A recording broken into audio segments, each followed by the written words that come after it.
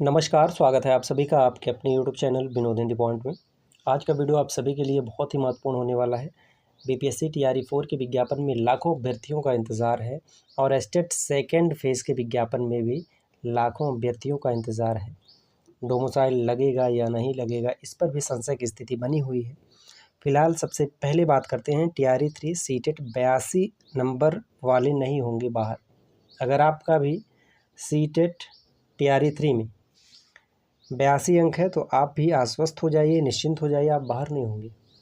हाँ, कुछ दिन पहले आयोग द्वारा इस पर संशय बना हुआ था, कोर्ट में भी चुनौती दी गई थी कि 82 अंक जिनका है उनका डॉक्यूमेंट्स वेरिफिकेशन नहीं हो रहा है, उनकी चयन प्रक्रिया में बाधा उत्पन्न हो रही है। फिलहाल इस बात को लेकर के आप आश्वस्त हो जाइए, अगर आपका 82 अंक है तो आप जो है टीचर बन जाएंगे। 82 अंक और 83 अंक का मसला क्या है, इसे समझ लीजिए। 82 अंक मतलब आपका 55% नहीं है, जबकि सीबीएसई द्वारा ये बताया गया है एससी एसटी ओबीसी के लिए 55%, जनरल के लिए 60%। 60% यानी 90 अंक और 55% मतलब 82 प्लस होना चाहिए, आपका 83 अंक होना चाहिए। जब आपका 83 आएगा तब आपका 55% बनेगा। अगर 82 है तो 55% नहीं है, 54 पॉइंट कुछ प्रतिशत बन रहा है। ठीक है, तो 82 है, कोई चिंता वाली बात नहीं है, घबराने वाली बात नहीं है। आप इस बात को लेकर के निश्चिंत हो जाइए, आपका भी चयन होना तय है। 2025 में बिहार विधानसभा चुनाव है और आप सभी लोग जानते हैं चुनाव के दौरान कोई भी सरकार ये नहीं चाहेगी कि उसका वोट बैंक खराब हो। यहाँ पर वोट बैंक बनने का दो कारण है, एक तो टीआरई 4 का विज्ञापन, दूसरा एस्टेट सेकेंड फेज़ का विज्ञापन, और तीसरा सबसे बड़ा कारण है डोमिसाइल। डोमिसाइल लागू नहीं होता है तो क्या होगा, ज़रा सोचिए। फिलहाल टीआरई 1, 2, 3 में डोमिसाइल लागू नहीं हुआ है। टीआरई 4 में 90% चांस है डोमिसाइल लागू होगा। अगर डोमिसाइल लागू नहीं भी होता है तो जो सीटों का बंटवारा है प्रतिशत वाइज रखा जाएगा, जैसे 5% या 10% अन्य राज्य के अभ्यर्थियों को दे दिया जाएगा, बाकी 95 और 90% बिहार राज्य के अभ्यर्थियों को दे दिया जाएगा। डोमिसाइल नहीं लग रहा है तो इस तरह से काम किया जाएगा, अगर डोमिसाइल लग रहा है तो ये नहीं होगा। ये होना तय है, डोमिसाइल लगे या ना लगे, लेकिन सीटों का जो बंटवारा होगा वह प्रतिशत में होगा। 10%, 5% अन्य राज्य के अभ्यर्थियों को मिलेगा, बाकी जो सीटें हैं वह बिहार राज्य के अभ्यर्थियों को मिलेंगी। एस्टेट परीक्षा के बाद ही टीआरई 4 का विज्ञापन आएगा, ये 100% सत्य है।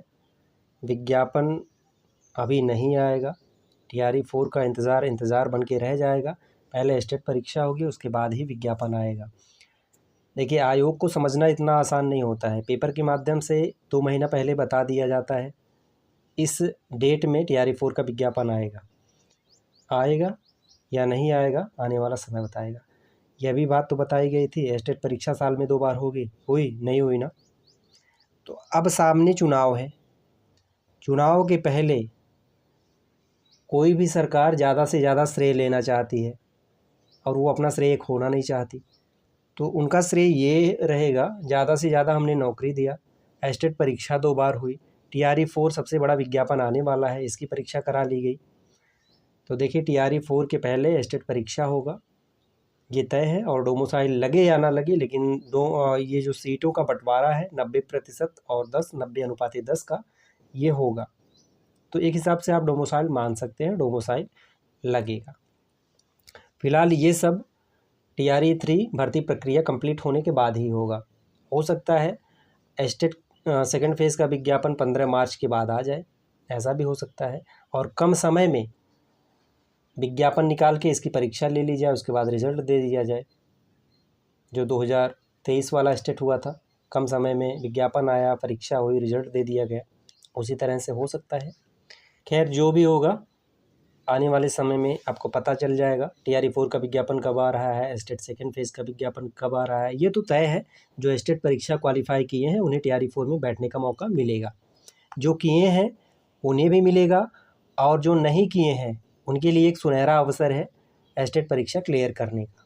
विज्ञापन आ रहा है, तैयारी कीजिए, एस्टेट परीक्षा क्लियर कीजिए, टीआरई 4 में शामिल हो जाइए। इससे संबंधित जैसे ही कोई नई अपडेट आती है आप तक ज़रूर पहुँचाएँगे। मिलते हैं अगली वीडियो में नई अपडेट के साथ, तब तक के लिए नमस्कार।